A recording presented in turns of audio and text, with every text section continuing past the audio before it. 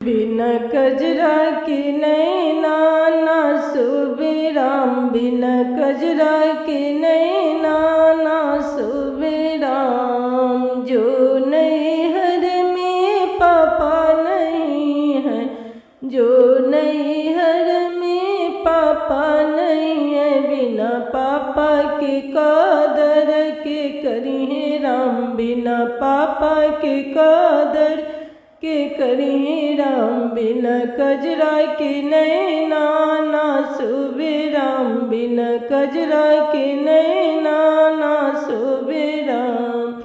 जो घर में मम्मी नहीं है, जो नैहर में मम्मी नहीं है, बिना मम्मी के दर्द के जनिए राम, बिना मम्मी के दर्द के जनिए राम।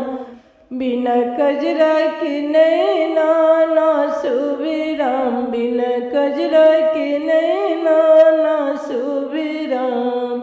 जो नैहर में भाभी नहीं है, जो नैहर में भाभी नहीं है, बिना भाभी के गठवा के बनिए राम, बिना भाभी के गठवा के बनिए राम। बिना कजरा के नैना ना सोबे राम, बिना कजरा के नैना ना सोबे राम। जो नैहर में भैया नहीं है, जो नैहर में भैया नहीं है, बिना भैया के नैहर ना सोबे राम, बिना भैया के नैहर ना सोबे राम। संदेशा के लइहे राम, खबरिया के लइहे राम, बिना कजरा के नैना